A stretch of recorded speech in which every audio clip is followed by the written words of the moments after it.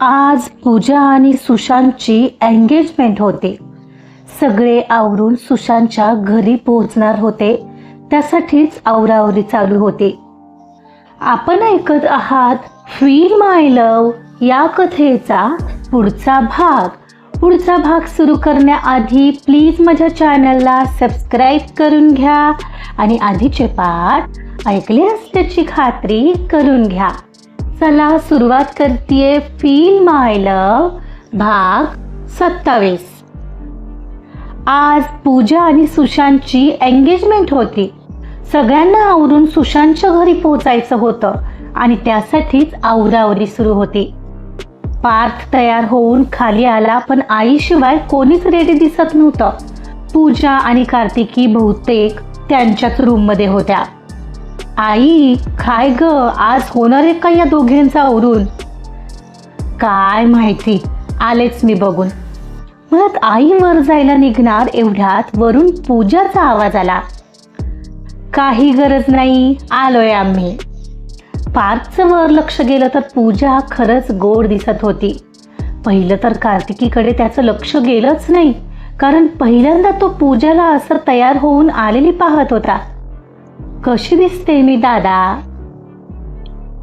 ओ पूजा, कळलंच नाही ग तू कधी एवढी मोठी झालीस. खरंच वाटत नाहीये. खरंच अनबिलिव्हेबल. हो ना पार्थ, अगदी माझ्या मनातलं बोललास. आईचेही डोळे भरून आलेले. तिने लागलीच पूजाजवळ जात तिच्या कानामागे टीट लावला. वहिनीने तयार केलंय, सगळी कमाल तिचीच आहे, ती म्हणाली. तेव्हा कुठं त्याचं लक्ष कार्तिकीकडे गेलं. कार्तिकीने छान साडी नेसलेली, केस मोकळे सोडलेले आणि त्यात गळ्यात आईनं घातलेलं ते मंगळसूत्र अजूनही होतं, जे तिच्या सौंदर्यात चार चांद लावत होतं. ती गोड हसत होती आणि तो मात्र त्याच्याही नकळत तिलाच पाहण्यात हरवलेला. तुझं झालं असेल तिला पाहून तर निघायचं का दादा? पूजा हळूच पार्थला म्हणत कार्तिकीला डोळे मिसकावत म्हणाली. तशी तिनेही नजर चुकवली. हो, मी कॅब बुक करतो म्हणत त्याने मोबाईल काढून मोबाईलमध्ये लक्ष घातलं. चल ना वहिनी, तोपर्यंत आपण सेल्फीज काढू म्हणत पूजा तिला साईडला घेऊन गेली. मग काय, कॅब बुक होईपर्यंत दोघींचं बराच वेळ फोटो सेशन चालू होता. पूजा, कार्तिकी, कॅब आली, चला. पार्थने आवाज दिला तसे सगळे बाहेर आले. आईने लागणारं सामान कार्तिकीच्या हातात दिलं आणि सगळेच कॅबमध्ये बसले. त्या तिघी मागे बसल्या आणि पार्थ ड्रायव्हरच्या सीट शेजारी. कार्तिकी एकदम कोपऱ्यात होती. आज मात्र तिला पाहून मन काही भरत नव्हतं पार्थचं. बरं, सारखं मागं पाहणंही बरोबर दिसलं नसतं. काय माहीत काय मनात आलं म्हणून तो तिचा फोटो येईल असा सेल्फी घेऊ पाहत होता. पण बराच वेळ कार्तिकीचं लक्ष त्याच्याकडे नव्हतंच. जेव्हा तिचं लक्ष गेलं तेव्हाच नेमकं पूजाचंही गेलं. हा दादा, आता घे सेल्फी, पूजा पोज देत म्हणाली. तसा तो ओळखायला. कार्तिकी मात्र त्याला मनोमन हसत होती. अखेर सगळ्यांचीच निघण्याआधी एक सेल्फी घेऊन ते सुशांतच्या घरी जायला निघाले. जाता जाता कार्तिकीचा फोटो झूम करून पाहायला मात्र तो विसरला नव्हता. त्यांच्या घरी काहीच वेळात हे चौघही पोहोचले. पार्थचे मामा वगैरे गावाकडून डायरेक्ट एंगेजमेंटलाच येणार होते, जे ऑलरेडी हजर होते. आत येताच एक नवीन मेंबर ऍड झालेला पाहून त्यांनी विचारलंच, काय ग अनुराधा, ही कोण? त्यांनी कार्तिकीकडे पाहून विचारलं.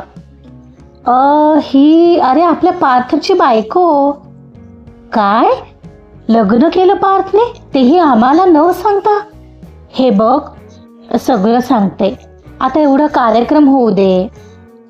काही सांगू नकोस पार्थ, तुझ्याकडून ही अपेक्षा नव्हती. आणि काय अनु, तू सुद्धा हे सगळं लपवलंस आमच्यापासून, मामा बोलत होता आणि आई त्याला समजावत होती. पार्थ मात्र कार्तिकीचा केविलवाना चेहरा पाहून तिच्या हाताला पकडून बाजूला घेऊन आला.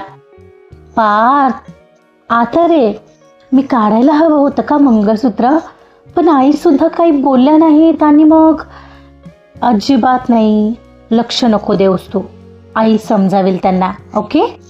नक्की ना पार्थ? तो डोळ्यांनी धीर देत म्हणाला, अरे या चला, कार्यक्रमाला सुरुवात करायची आता. त्यांच्या घरातले सर्वांना आग्रहाने बोलावत होते, स्वागत करत होते. थोडीच पण छान फुलांची आकर्षक सजावट केली होती. बॅकग्राऊंडला गाणी वाजत होती. गुलाब फ्रेशनरचा मंद सुवास दरवळत होता. कार्तिकीला नकळत अश्विन सोबत झालेल्या एंगेजमेंटचे क्षणच आठवू लागले. तो फसवत असेल असं तेव्हा मनातही आलं नव्हतं तिच्या. कितीही झालं तरी तिनं त्याच्यावर खरं प्रेम केलं होतं. त्याचं असं फसवणं तिला आठवताच मनाला लागायचं. तुला माहितीये पार्थ, ही सगळी तयारी पाहिली की मला आमच्या एंगेजमेंटची आठवण येते. तेव्हा तर एंगेजमेंटमध्ये मला डान्स करायला येत नव्हता. अश्विनने एवढा आग्रह केलेला मला की बस. त्याने मला डान्स स्टेप तेवढ्यातूनही शिकवल्या. कुछ तो है तुझसे राबता या गाण्यावर डान्स केलेला. ती तिला आठवत असलेल्या अश्विनबद्दलच्या आठवणी पार्थला सांगत होती, पण पार्थला मात्र ते हर्ट होत होतं. त्याने फक्त स्मित करून त्या क्षणाला हसण्यावारी नेलं, पण आतून मात्र त्याला हर्ट वाटू लागलेलं. पुढे पूजा आणि सुशांतच्या एंगेजमेंटचा प्रोग्राम चालू होता. त्या दोघांचं औक्षण करणं चालू होतं, पण कार्तिकीला ते क्षण आठवत होते ज्यात ती ते क्षण अश्विन सोबत खरंच जगली होती. अन सांगणार कुणाला होती? अर्थातच पार्थला. ती एका फ्रेंडसारखं सगळं सांगत होती, पण पार्थला काही ते पचनी पडत नव्हतं. आज एंगेजमेंटच्या निमित्ताने ती शक्यतो पार्थ सोबतच होती. काही गरज लागली तर पुढे जायची, नाहीतर पुन्हा त्याच्या शेजारी येऊन थांबायची. त्यामुळे ती एंगेजमेंटचे सीन पाहत असताना ती आठवेल तसा प्रसंग पार्थला सांगत राहायची आणि ते त्याला ऐकण्यात जराही इंटरेस्ट वाटत नव्हता. मला नाही ऐकायचंय हे कार्तिकी, सॉरी, पण मला जराही इंटरेस्ट नाहीये, तो मनातच म्हणत होता. यार, तिच्या मनात ते प्रसंग अजूनही आहेत. म्हणजे ती किती गुंतली असेल अश्विनमध्ये. मला हे प्रसंग तिच्या मनातून काढायचे असतील तर मला तिच्यासोबत नवीन आठवणी निर्माण कराव्याच लागतील. त्याला अस्वस्थ वाटत होतं, पण ती काही ना काही सांगते आहे पाहून तो मुद्दामच मोबाईलमध्ये समोर चाललेल्या एंगेजमेंटचे फोटो काढायला गेला. चला, एंगेजमेंटची रिंग घाला, सुशांतची आई म्हणाली तसं कार्तिकीही थोडं पुढे गेली. सुशांतकडे पूजाला घालायला त्याच्या घरच्यांनी रिंग दिली होती. सुशांतने पूजाच्या हातात रिंग घातली तशा सर्वांनी टाळ्या वाजवल्या. मग आईने कार्तिकीकडे सुशांतसाठीची रिंग दिली, जी तिने पूजाच्या हातात दिली. अखेर एंगेजमेंट झाली आणि सर्वांनी टाळ्या वाजवल्या आणि सोबतच ब्लास्टर्स फुटले आणि एकदम गाण्याचा ट्रॅक बदलला आणि गाणं लागलं.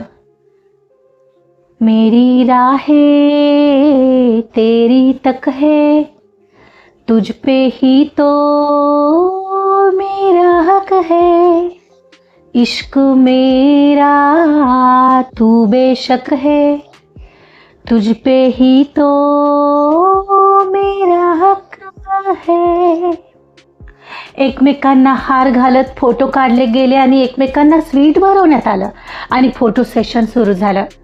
कार्तिकी पार्थकडे पाहत होती, पण त्याच्या चेहऱ्यावर असणारी उदासी तिलाही जाणवली. पूजाने काहीच क्षणात पार्थ आणि कार्तिकीला फोटोसाठी हाक मारली तसं दोघांनी एकमेकांकडे पाहिलं, पण नजरसोबत तो फोटो काढायला समोर पोहोचलाही. जणू काही तिला टाळत होता. असं अनोळखीसारखं पार्थचं बिहेवियर कार्तिकीला आता पुन्हा जाणवलं. दोघे नकळतच थोडे दूर दूर उभे राहिले होते. अरे, असं का उभे राहिलंय तुम्ही इतके दूर? शेजारी उभे राहा ना असे म्हणत पूजाने दोघांना ओढून एकत्र उभं केलं. दोघांना आणखीन थोडं चिकटून उभं राहायला सांगून फोटो काढायला लावला. कार्तिकी पार्थकडेच पाहत होती, पण तो काही आता तिच्याकडे पाहत नव्हता. जणू काही तिच्यावर नाराज झाला होता. पण का आणि कशासाठी हे मात्र तिला कळतच नव्हतं. एंगेजमेंटचा प्रोग्राम तर खूप छान सुरू होता. अचानक कोणीतरी अनाऊन्स केलं पूजा आणि सुशांत डान्स करणार होते. पण कार्तिकी एक बाजूला आणि पार्थ एका बाजूला असे दूर दूर उभे होते. पूजा आणि सुशांत दोघंही काहीच क्षणात पोज घेऊन उभे राहिले आणि गाणं लागलं. देखा हजारों दफा आपको, फिर बेकरारी कैसी है, संभाले संभलता नहीं ये दिल, कुछ आप में बात ऐसी है. पूजा आणि सुशांत गाण्याच्या तालावर थिरकत होते. त्यांचा डान्स होईपर्यंत कोणाचीच नजर हटली नव्हती दोघांवरून. डान्स थांबला आणि सर्वांनी टाळ्या वाजवल्या. डान्स होताच ती कार्तिकीकडे आली. वाव पूजा, मस्त केलास डान्स, कार्तिकी म्हणाली. थँक्स वहिनी. हे पण वहिनी, तू आणि पारदादा करा ना डान्स. नाही अगं नको, म्हणजे आम्ही प्रिपेअर नाही आहोत ना, ती बहाणा सांगत म्हणाली. अगं मी सांगते ना स्टेप्स, हाच चान्स आहे. तुम्ही दोघे लग्न पण रजिस्टर करत आहात ना. ए दादा इकडे ये ना प्लीज. तिने पार्थला हाक मारली. तसा तोही आला. काय झालं पूजा? ऐक ना, तू आणि वहिनी डान्स करा ना, मी शिकवते स्टेप्स. अगं नको, खरंच खूप टेन्शन येत आहे, ती घाबरून म्हणत होती. ती नको म्हणते ना, मग राहू दे, कशाला उगाचच. असं ताडकनं बोलून पार्थ तिथून जायलाही निघाला. दादा, अरे असं काय करतोस? तुम्ही एकतर रजिस्टर लग्न करणार आहात, तेवढंच एन्जॉय, ती त्याला थांबवत बोलली. अगं पण तिला करायचं नाही आहे ना, ती बोलली ना, मग का जबरदस्ती करतेस? तो पूजाकडे पाहतच बोलला आणि निघूनही गेला. अरे याला काय झालंय? पूजा कार्तिकीकडे पाहत म्हणाली. काय माहीत काय झालंय, कार्तिकी बोलली. बरं एक काम करू, आमच्या लग्नात करा हा तुम्ही डान्स, मी आधीच घेईन तुमची प्रॅक्टिस, पूजा एक्सायटेड होत म्हणाली. पण एवढ्यात तिला सुशांत बोलावत होता. मी आलेच हा वहिनी, म्हणत ती निघून गेली. कार्तिकी मात्र तिथेच उभी राहिली होती. पण तिथून तिचं पार्थकडे लक्ष गेलं. तो कोणाशी तरी बोलताना दिसत होता, पण त्याचं काय बिनसलंय तिलाच कळायला मार्ग नव्हता. तो इतका तुटक वागत होता आणि ते तिला जाणवतही होतं. आणि आता तिला त्याचं हे वागणं हर्टही होऊ लागलेलं. जेवण वगैरे झाले आणि 4 वाजता सगळेच त्यांचा निरोप घेऊन जायचं म्हणून गार्डनमध्ये जमा झाले. एव्हाना मामांना आईने समजावलेलं असावं ते पहिल्यांदा कार्तिकीशी बोलायला आले. तीही अदबीने त्यांच्याशी बोलली आणि त्यांची विचारपूसही केली. मग ते नॉर्मल वागत होते खरे, पण पार्थ एखाद्या अनोळख्यासारखा वागत होता. तिला मात्र हे आता घरी गेल्याशिवाय आणि त्याच्याशी बोलल्याशिवाय कळणार नव्हतं. आणि ते सगळेच घरी परतले आणि आता पार्थसोबत बोलल्याशिवाय तिला काही चैन पडणार नव्हती. तिने कपडे बदलले आणि सरळ पार्थच्या रूममध्ये त्याला भेटायला आली. आत आली आणि आत येताच डोर लावू लागली. अगं डोर कशाला लावत आहेस? तो विचारत होता, पण काहीच उत्तर न देता ती सरळ त्याच्या समोर येऊन उभी राहिली. हाताची घडी घालून तिनं थोडं रागानेच त्याच्या डोळ्यात पाहिलं. काय झालंय?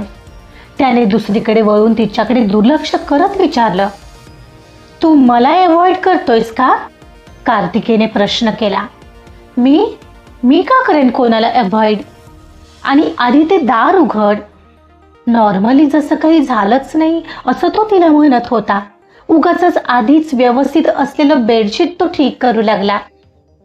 नाही उघडणार पार्थ, काय व्हायचं ते होऊ दे, कोणाला काय वाटायचं ते वाटू दे, मी डोअर उघडणार नाही. आणि आधी तू माझ्याकडे बघून बोल हा. त्याला स्वतःकडे वळवत ती म्हणाली. ठीक आहे, नको उघडूस, म्हणत तिला वळसा घालून पलीकडून बेडवर जाऊन तो बसला आणि हातात मोबाईल घेऊन त्यात लक्ष घालू लागला. म्हणजे तसं तिला दाखवत तरी होता. पार्थ तू आता हर्ट करतोयस मला, ती बेडवर त्याच्या साईडला जाऊन बसत म्हणाली. आणि तू केलेलं चालतं वाटतं मला. मी काय केलं? आय नो कार्तिकी, अजूनपर्यंत तरी मी आश्विन इतकं असं काहीच खास केलं नसेल तुझ्या आयुष्यात येऊन, नाही का? जे तुला आठवेल, ज्याच्यासाठी तू माझं नाव घेशील. आय नो मला वेळ लागेल तुझ्या आयुष्यात ती जागा बनवायला किंवा तितकं महत्त्वाचं बनायला. सो सध्या तरी माझी तेवढी जागा नसेल तुझ्या आयुष्यात. मला समजलंय. तो उपहासाने हसला. पार्थ, दिस इज टू मच. तू माझ्यासाठी महत्वाचा नाही असं मी कधी म्हणाले का तरी? तुझ्या वागण्या बोलण्यातून तर ते तसंच दिसतंय. तो अजूनही तिच्याशी तिराईतासारखाच बोलत होता. अरे असं काय वागले मी? आणि माझ्या आयुष्यात तुला काही खास करायची गरज नाहीये पार्थ. पण तू मला इग्नोर नाही करायचंयस. मला नाही आवडणार. मला खूप एकटं वाटतं. मग पार्थ, कसा बोलत होतास तू तिथे? लगेच म्हणालास तिला नाही करायचाय डान्स तर राहू दे. असं बोलणार आहेस तू? ती तोंड वाकडं करून म्हणाली. हो, मग नव्हताच करायचा ना तुला डान्स. तुला अजूनही त्या जुन्या गोष्टींतच रमायचंय, त्याच आठवत राहायचंय. मग ठीक आहे ना, कशाला नवीन आठवणी निर्माण करायच्या आहेत? तू त्याच आठवणींना कुरवाळत बस. काय बोलतोयस तू? हे असं काही नाहीये पार्थ. आणि तू म्हणाला असतास तर मी केला असं की तुझ्यासोबत डान्स. पण तूच कसं बोलला होतास लगेच, आठव. हो मग काय आठव. आज तुझं सारखं अश्विन अश्विन अश्विनच चाललेलं. मला कळत नाही एवढा का आठवतोय तो तुला? तुला समजत नाही का? मला नाही आवडत तुझ्या तोंडून त्याचं ते नाव सतत ऐकायला. मला त्रास होतो यार कार्तिकी. एवढा वाईट वागलाय तो तुझ्याशी आणि मस्त खुश आहे त्याच्या आयुष्यात. पण तू मात्र त्यालाच आठवत राहा. तो रागात उठला आणि सरळ गॅलरीमध्ये निघून गेला. पार्थ, असं नको ना बोलूस प्लीज. आता आठवतात काही गोष्टी, त्याला मी काय करायचं? आणि हो, तुला बोलून गेले एका फ्रेंडसारखं, म्हणून काय? ती बाहेर त्याच्या जवळ येत म्हणाली. ठीक आहे मग जा, त्यालाच आठवत बस. पण प्लीज माझ्या समोर नको. तुला डिस्टर्ब करायला येणार नाही मी. तो अस्वस्थ होऊन पुन्हा आत आला. तो कसाही वागला असेल पार्थ, पण मी तर खरं प्रेम केलं होतं ना. मग मला आठवतात काही गोष्टी. त्याचं आयुष्यात येणं सगळं स्वप्नवत होतं, पण त्याने फसवलं. त्याला मी काय करू? मी एक्सेप्ट करतेच आहे ना जे काही झालंय ते. आता थोडा वेळ तर लागणारच ना मला. आपलं लग्न होईल, मग मी विसरेल हळूहळू. पण याचा अर्थ हा बिलकुल नाही की तू माझ्यासाठी काही महत्त्वाचा नाहीये. ती समजावत होती, पण तिला पाठ करून उभा तो एकही शब्द बोलतच नव्हता. हे पाहून ती त्याच्या समोर जाऊन उभी राहिली. पार्थ, किती अरे रागावतोयस?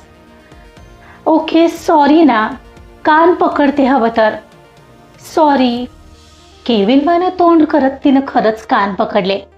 पण त्याचा राग काही आज जातच नव्हता. तो ओसरू लागलेला, पण लगेच का बरं मान्य करावं? त्याने तिच्यावरून तशीच भलतीकडे मान वळवली. तसं पुन्हा त्याच्या समोर येत तिनं त्याच्या गळ्यात दोन्ही हात गुंफले. ए बस ना यार पार्थ, सॉरी बोलले ना मी आता. ती लाडात येऊन म्हणाली. आता तर ती खूपच जवळ होती, पण तो स्वतःवर कंट्रोल करत होता. हो ठीक आहे ना, तो तिचा हात सोडवत बोलला. पण तिनं पुन्हा त्याच्या गळ्यात हात घातला आणि त्याच्या चेहऱ्याजवळ चेहरा आणत म्हणाली. नाहीये ठीक काही. तू नॉर्मल बोलत नाहीयेस माझ्याशी पार्थ. खूप होतंय हा आता हे. तुला नाही आवडत तर मी नाही काढणार त्याचा विषय, मग तर झालं. सॉरी ना बाबा. किती चिडका कांदायस रे तू. हो आहे, कळलं आता. जा तू, पुन्हा आई येईल. ती जवळजवळ येऊन बोलत होती आणि तो तिला दूर करण्याचा कसा बसा प्रयत्न करत म्हणाला. येऊ दे, मी नाही घाबरत त्यांना. म्हणत ती एकदमच जवळ आली आणि त्याच्या गालाला गाल घासत म्हणाली. तशी लाडीकपणे जवळ आलेली आणि तिच्या गालाचा झालेला तो स्पर्श आता पार्थसाठी शक्यच नव्हतं तिच्यावर राग धरून ठेवणं. त्याचा राग छूमंतर होऊ लागलेला, डोक्यात चढलेल्या रागाचा समतोल आता मात्र डळमळीत होऊ लागलेला. मनाने हार मानली आणि त्याने तिला आणखीन जवळ खेचलं आणि तिच्या मानेवर किस केला. तिच्या खांद्यावर मान घुसळत तिच्या भोवतीची मिठी आणखीन घट्ट करत म्हणाला. कार्तिकी, आय लव्ह यू ना यार. तू फक्त माझीच, लक्षात ठेव. मला नाही आवडत यार, तू अश्विन बद्दल असं बोलत राहतेस. प्लीज नको ना बोलत जाऊ. ओके बाबा, नाही बोलणार, पण म्हणून बोलायचं बंद करायचं का तू? खरंच तुझ्याशिवाय कोणी आहे का मला पाहत? ती बाजूला होत अगदी गंभीरपणे म्हणाली. एकमेकांच्या डोळ्यात क्षणभर ते दोघंही पाहतच राहिले होते. पण एवढ्यात तिला काही समजतंय त्या आत त्याने तिला बेडवर पाडलं. तो वर आणि ती खाली होती. पार्थ, काय करतोयस? वेड आहेस का? कोणीतरी येईल. तिने त्याला दोन्ही हातांनी अडवलेलं. मग सुरुवात कोणी केली? आणि घाबरत नव्हतीस ना मगाशी? मग आता काय झालं? तो आणखीन जवळ येत बोलू लागलेला तसे तिचे हार्टबीट्स वाढू लागलेले. तो खूप जवळ येऊ लागलेला तसे तिने डोळे मिटले. त्याचा गरम श्वासही तिला आता जाणवत होता. आणि एवढ्यात डोर वाजला. दादा, ए दादा, वहिनीला पाहिलंयस का? बाहेर पूजा विचारत होती तशी ती घाबरली. तो पटकन उठला आणि तीही केस नीट करत उठली. ती कशाला येईल इथे? कदाचित आपल्या गार्डन मध्ये गेली असेल. तो बरेच खोटं बोलला. हो का? बरं बघते. म्हणत पूजा गेली तशी कार्तिकी तिथून सटकायला पाहणार तर पार्थने तिला पुन्हा पाठीमागून पकडला. पार्थ, सोड. अरे काय चाललंय तुझं? जाऊ दे ना मला. एकतर तू तिला खोटं बोललायस, ती खरंच खाली गेली असेल. जाऊ दे ना मग. तिच्यात हरवत त्याने गालावर किस केला. पार्थ, अरे सोड. कशी बशी स्वतःला त्याच्यापासून सोडवत ती सटकली. पटकन डोर ओपन करून त्याच्यावर हसत पूजाच्या रूमकडे धावली. ती गेली तरी पार्थ मात्र गालात हसत होता. त्याचा राग घालवायला ज्या प्रकारे ती आलेली ते आठवून त्याला खूप स्पेशल फील होत होता. एवढ्यात त्याचा फोनही वाजू लागला. पाहतो तर शशांकचा फोन होता. त्याने पटकन तो उचलला आणि बाजूला आला. हा, बोल ना शशांक. काय म्हणते तब्येत पार्थ? हो, मी आता ठीक आहे. तू खरंच कार्तिकी म्हणजे त्याच्या बायकोशी लग्न करणारेस पार्थ? हो, ऑफकोर्स. तिचा काय दोष आहे यात? नाही, ठीक आहे. तू ना खरंच ग्रेट आहेस. एनिवेज, मला अश्विन बद्दल माहिती मिळव बोलला होतास ना, पण यार काहीही कळत नाहीये. तो जिवंत असल्याचा पुरावा तरी नाहीये. शिवाय त्याचं ते जुनं फेसबुक अकाउंट आता बंद आहे.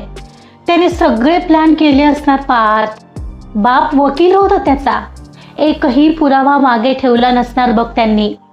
ओ, म्हणजे आपल्याकडे त्याचा रिसेंट फोटो जिवंत असल्याचा पुरावा असेल तरच आपण त्या कंपनीला सांगू शकतो का की त्याने फ्रॉड केलाय आणि तुम्ही रिचेक करा?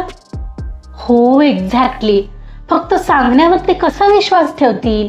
शिवाय पार्थ, जर तो भारत देश सोडून परदेशात गेलाय तर त्याला काहीच करू शकत नाही आपण. इव्हन ती इन्शुरन्स कंपनीही काही करू शकणार नाही, कारण देशांप्रमाणे कायदे बदलतात. विजय माल्याला काही करू शकलं का सरकार? एवढे पैसे घेऊन पळाला तो, यावरून विचार कर ना. म्हणजे आपण त्याला काहीही सजा देऊ शकत नाही. It's ridiculous then. मला खूप राग येतोय त्याचा. तिला सरळ सरळ फसवले त्याने, कळतंय, पण का हे तरी कळायला हवं. काही नवीन माहिती समजली तर मला सांग प्लीज. खूप नालायक आहे तो अश्विन. देव अशा लोकांना का बरं काही करत नाही? God knows Parth. बरं चल, ठेवतो मी आता. बाय. हो, बाय आणि थँक्स. पुढून फोन कॉल कट झाला. क्षणभर पार्थला वाईट वाटू लागलेलं. अश्विनला कोणीच काही करू शकत नाही याचं. म्हणतात ना, वाईट कर्म माणसाला बरोबर शोधतं, पण मग ते कधी शोधतं? अशा माणसाला का नाही दाखवून देत की तो चुकलाय? असंच काहीतरी व्हायला हवं. कायद्याच्या कचाट्यातून तो सुटेल कदाचित, पण कर्माच्या कचाट्यातून तो सुटलाच नाही पाहिजे. पार्थला असं मनापासून वाटत होतं. आज कोर्टात रजिस्टर मॅरेजसाठीची डेट होती. दोघांनाही हजर राहायचं होतं. दोघांनीही ऑफिसमधून 2-3 दिवसांची सुट्टी घेतलेली. घरात अगदीच उत्साहाचं वातावरण होतं. कार्तिकीच्या हातावर मेहंदी काढायचं काम अर्थात पूजाने केलेलं. लग्नाआधीचे विधी पार्थ आणि कार्तिकीचेही घरातल्या घरात आईने दोघांसाठीही पार पाडलेले. मग ती हळद असो वा मेहंदी, कोर्टात रजिस्टर मॅरेज आणि नंतर घरीच वैदिक पद्धतीने काही लग्नाचे विधी करणार होते. आजचा भाग इथेच संपलेला आहे. आता लवकरच कार्तिकी आणि पार्थ लग्नबंधनात अडकणार आहेत. बघूया पार्थ आणि कार्तिकीचं लग्न व्यवस्थित पार पडतंय का आणि आणखी पुढं काय होतंय जाणून घेण्यासाठी ऐकत रहा फील माय लव. कथा आवडत असेल तर प्लीज लाईक करा, सबस्क्राईब करा आणि शेअर सुद्धा करा. Thank you so much. लाईक